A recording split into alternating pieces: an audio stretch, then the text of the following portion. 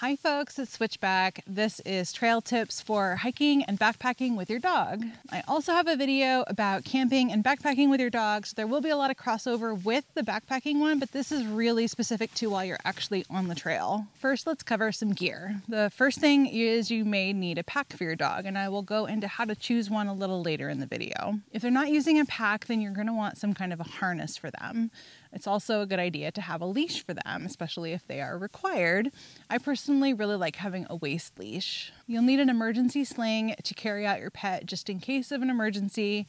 The one that I like is the Rough Rescue. You'll need a pet first aid kit, and I have that video up here for you. You're gonna need poop bags and or a trowel. If you do use poop bags, take them with you, please. If you do have to bury their poop, like on a backpacking trip, this is sometimes more feasible than carrying out all these little baggies of poop. Then you need to bury them at least 6 to 8 inches deep and at least 200 feet from any water source. Of course, do not bury the plastic bags. And if you do decide to carry them out in plastic bags, you may want to have some kind of a container for this. I have a little pouch that I use when we're on day hikes. Consider boots and get them used to them before you're out on the trail. Not all dogs will wear them, mine won't. And so unfortunately that means that I can't take her in places, for example, with granite, because it will just tear up her paws. Otherwise, they really need to be trained on whatever kind of terrain they're going to be on. Be sure to take treats and food if you're going to be out for a longer day hike or for a backpacking trip. You'll want water filtration. You do want to give them filtered water. You'll need bowls for said food and water. I take 2. I use collapsible bowls. I also have an air tag on her, and I have a little holder that I have her information on as well, for in case she wanders off somewhere.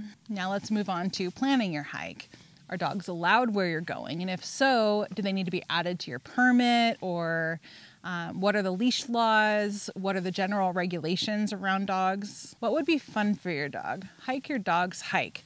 Even if you can do 20-mile days, you need to do what's best for your dog first and foremost. What are the weather conditions, and will they tolerate them well? So for example, really long-haired dogs may get overheated easily, whereas my dog, for example, is a short-haired and she gets cold very easily. Because she hates the cold and the rain so much, we don't even try her in the snow because we already know she would be miserable. And we do take a jacket for her if it's going to be potentially at all cold. Know the wildlife risks in the area that you're going into and how to handle those animals and how to protect your dog. Plan your trek with water in mind. And so if more frequent availability of water means less that you have to carry between stops. And when you have longer carries, that means it's going to be heavier. And anytime that you're offering your dog water in a bowl, you're probably going to be dumping some of that out. So keep that in mind as well. It's also a nice place for a dog to cool off. And don't forget to offer your dog water along the way. I have Emma trained so that I can squirt it into her mouth from the reservoir. Emma, do you need water? Here, you want water? Hi, good girl. It's a good girl. Yeah. It may sound a little princessy to filter your dog's water, but dogs can get giardia, so it is a good idea to filter it. And yes, I'm fully aware that dogs will drink from any water sources that they find along the way. You just do the best you can. Another risk, for example, here in California is blue-green algae, and every year several dogs unfortunately die from this. With that in mind, it's really important to do your research about what the risks are wherever you're headed. How is their physical training? Are they in good condition? Have they trained with their pack? Are they used to it? And that includes the weight of the pack when it's actually packed up. So make sure that they train with a similar weight. And dogs need to build up their mileage and get used to their pack just like we do. It's a good idea to look into a snake avoidance course. Make sure that their vaccinations are all up to date and that you have an adequate supply of all of their medications. Know where to find the nearest vet and the nearest emergency vet. It's important to know that search and rescue will not rescue your pet, whether they're rescuing you or not. And if you're on a backpacking trip and you're choosing what gear to take, like your sleeping pad, your tent, your quilt, your sleeping bag, think about those claws and how sharp they might be. Let's talk about some training to do before you get out on the trail.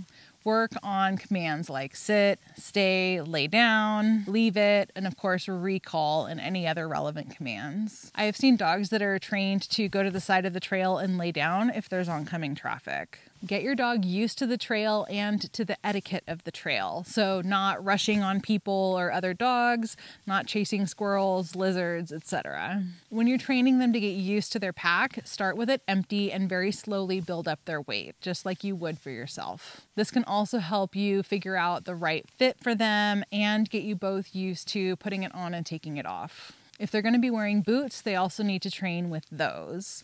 And get your dog used to their bed, their blankets, the tent, anything else that they're going to be exposed to before you're out on the trail.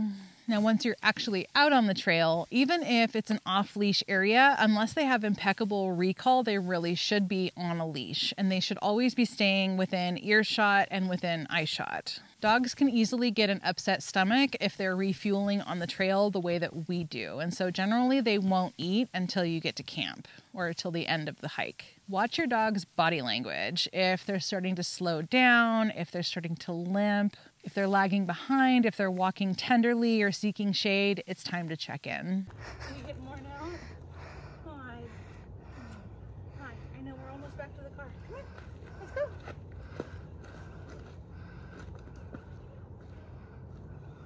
It's always a good idea to do a tick check at the end of any hike, and you'll also want to inspect their paws for any thorns or check them over for any scratches, etc.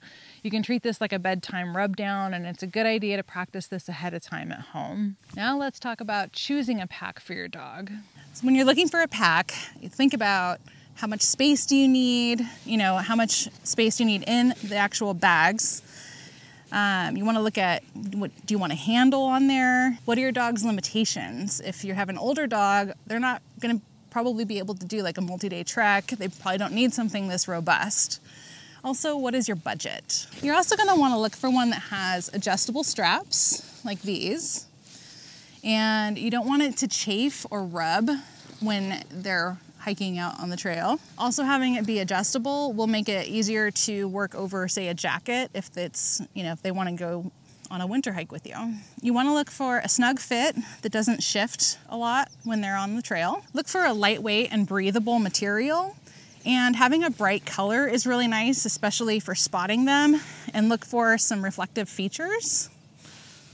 I know you see other dogs. Having saddlebag style pockets is really nice, and some packs even have removable pockets. You want to look for secure zippers. These are really nice and secure. Did I distract you? Hi. These also have a nice daisy chain on them. So for example, when I secure her sleeping pad on top, I can just do that. This one also has a spot for a light that's part of the Roughwear collection, but that rubbed off on, a tree when I took her on a trip once. So it's somewhere along the Trinity River now. And you also want to look at durability. So for example, like I said, I took her on that trip. So you can see all these dark spots on here. And this was from a backpacking trip along the Trinity River in a burn zone. And so she was going under trees and along trees and other stuff, but no tears in this. It did really well. Literally the only damage was losing that light. So when I was choosing her pack, I was thinking about the handle, I was thinking about ways that this can attach, and so I wanted something that had a nice secure metal loop, but I also like the smaller handle here in case I end up needing it. And I can pull on this if I need to pull her out of water, to hold her back from other dogs. If I somehow don't have her leash on her, which I usually do. Hi, I'm a baby. Yeah. Let's see. But I also wanted to have plenty of room for her to take food, for any of her supplies. I also keep in here, for any hike, we've got poop bags. And then this is where we keep the poop until we get back to the trailhead or wherever the trash is. And that's all. You did good, baby girl. You're a good baby. The right pack, of course, is going to vary by the dog, looking at their age, how fit they are, what breed they are. Talk to your vet about what's safe for your dog, but in general, 25% of their body weight, including the pack, is the maximum. Make sure that the weight is distributed along their rib cage and not further down from that, because remember that they have a horizontal spine, whereas we have a vertical spine.